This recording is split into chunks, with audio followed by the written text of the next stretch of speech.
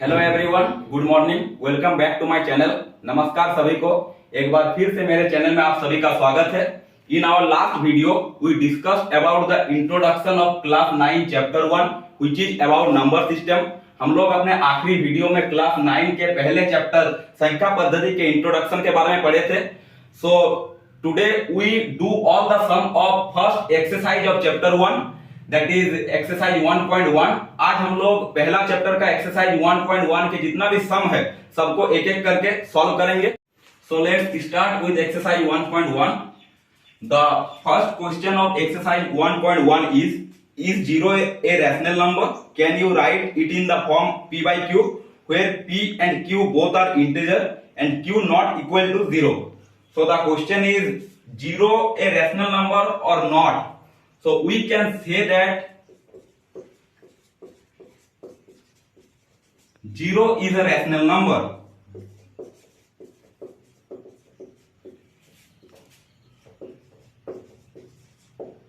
Because we can write 0 in the form of p by q. We can write 0 as 0 by 1, 0 by 2, 0 by 3. We can write 0 as 0 by 1, 0 by 2, 0 by 3, continue 0 by 4.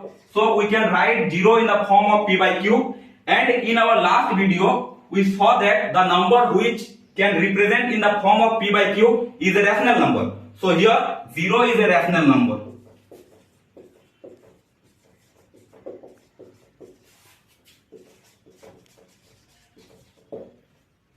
For Hindi medium student question is, क्या शून्य एक परिमेय संख्या है? क्या इसे आप p by q के रूप में लिख सकते हैं जहां p और q पूर्णांक है और q नॉट इक्वल टू 0 है? तो हाँ, 0 एक परिमेय संख्या है क्योंकि 0 को हम लोग p by q के फॉर्म में लिख सकते हैं, क्योंकि 0 को हम लोग 0 by 1, 0 by 2, 0 by 3, 0 by 4 के रूप में लिख सकते हैं, क्योंकि सभी का वैल्यू 0 आएगा। 0 by 1 का वैल्यू भी 0 होगा, 0 by 2 का वैल्यू भी 0 होगा, अर्थात 0 को हम लोग p by q के रूप में लिख सकते हैं। और हम लोग लास्ट वीडियो में देखे थे कि ऐसा संख्या जिसको हम लोग p by q के रूप में लिख सकते हैं परिमेय संख्या है, that is 0 is a rational number. 0 एक परिमेय संख्या है। यहाँ एक ध्यान देने वाला बात यह है कि हम लोग हर में अर्थात नीचे 0 नहीं लिख सकते, अर्थात ऐसे 0 नहीं लिख सकते। ऐसा अगर हम लोग करेंगे तो वैल्यू एग्जिस्ट नहीं करेगा, वैल्यू डज नॉट एग्जिस्ट। और हम लोग रैशनल नंबर का डेफिनेशन में भी पढ़े थे कि any number which we can represent in the form of p by q where p by q both are integer and q is not equal to 0, अर्थात जो यहाँ पर डिनोमिनेटर होगा q होगा वो नॉट इक्वल टू 0, ये कभी भी 0 नहीं होगा। So the answer of this question is yes, 0 is a rational number. 0 एक परिमेय संख्या है और हम लोग 0 को p by q के फॉर्म में लिख सकते हैं। So now we move on question number 2. Question number 2 is find 6 rational number between 3 and 4 for Hindi medium student. 3 और 4 के बीच 6 परिमेय संख्या ज्ञात करें।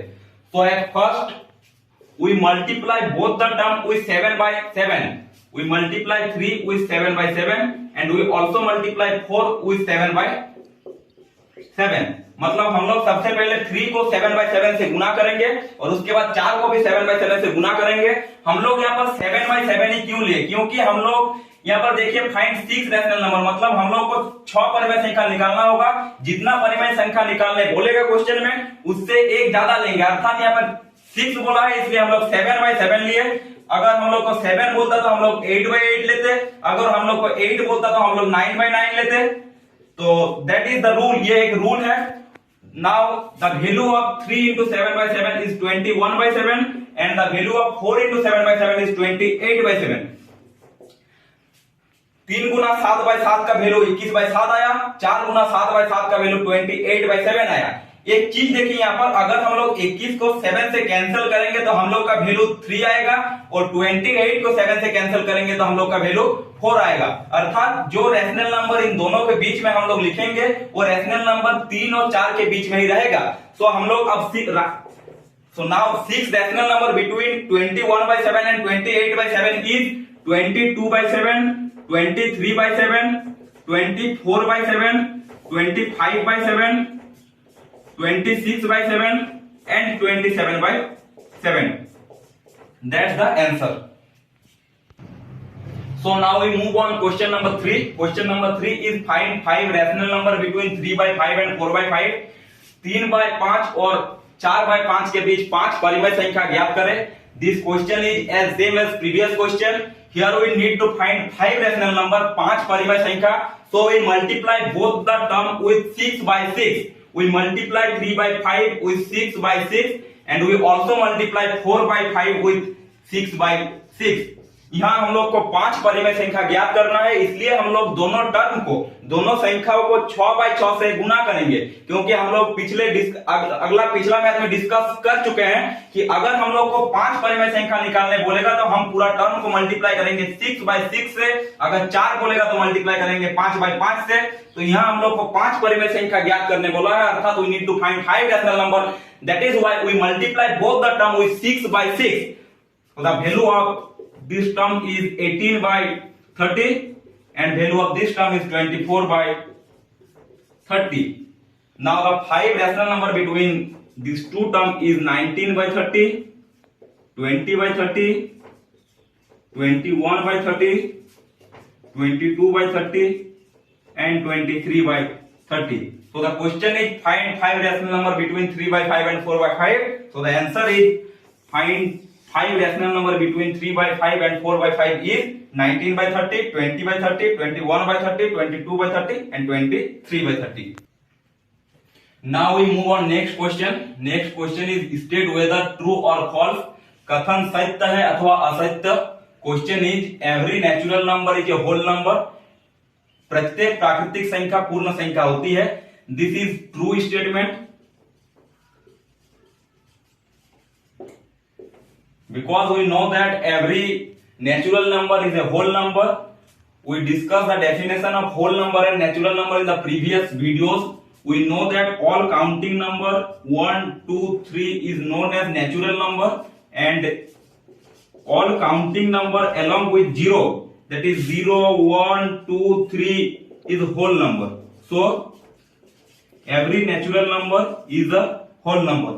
अर्थात हम लोग जानते हैं जितना भी नेचुरल नंबर होता है, हर एक मतलब प्राकृतिक संख्या होता है, प्रत्येक प्राकृतिक संख्या पूर्ण संख्या होता है, क्योंकि प्राकृतिक संख्या गणना के लिए उपयोग किए जाने वाली सभी संख्या अर्थात 1, 2, 3 सब 4 सभी संख्या प्राकृतिक संख्या होता है और इनके साथ जब 0 जुड़ जाता है तो ये सभी संख्याएं पूर्ण संख्या कहलाती है. अर्थात प्रत्येक प्राकृतिक संख्या एक पूर्ण संख्या होती है. But all whole number is not a natural number. लेकिन प्रत्येक पूर्ण संख्या एक प्राकृतिक संख्या नहीं होती, क्योंकि 0 is the only whole number. हम लोग डिस्कस कर चुके थे, we already discuss in the last video that 0 is the only whole number which is not a natural number.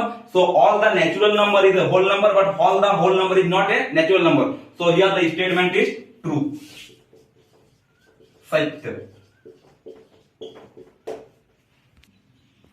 So now we move on next question. Next question is every integer is a whole number. प्रत्येक पूर्णांक एक पूर्ण संख्या होती है. This statement is false because we know that integer may be contain negative number, but whole number never contain negative number.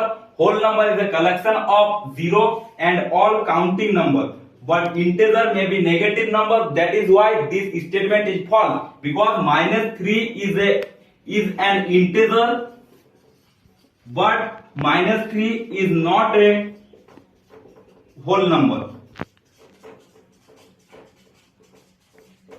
हम लोग जानते हैं for Hindi medium student this is an असत्य स्टेटमेंट, मतलब ये एक असत्य कथन है, क्योंकि हम लोग जानते हैं पूर्णांक सभी ऋणात्मक और धनात्मक संख्याओं का समूह होता है, लेकिन पूर्ण संख्या 0 के साथ सभी धनात्मक संख्या का समूह होता है. अर्थात ये एक असत्य कथन है, क्योंकि -3 एक पूर्णांक है लेकिन -3 एक पूर्ण संख्या नहीं है. इसी प्रकार जितना भी ऋणात्मक संख्या है -3, -2, -4, -5, -6 कोई भी ऋणात्मक संख्या वो एक पूर्णांक होता है लेकिन वो एक पूर्ण संख्या नहीं होता. अर्थात this statement is false. Every integer is not a whole number. So now we move on last question of this exercise. Last question is state whether true or false. Every rational number is a whole number. अर्थात प्रत्येक परिमेय संख्या एक पूर्ण संख्या होती है. This statement is also false. This is a false statement. ये एक असत्य कथन है, क्योंकि हम लोग जानते हैं परिमेय संख्या rational number any number which we can write in the form of p by q. अर्थात 1/2 is a rational number,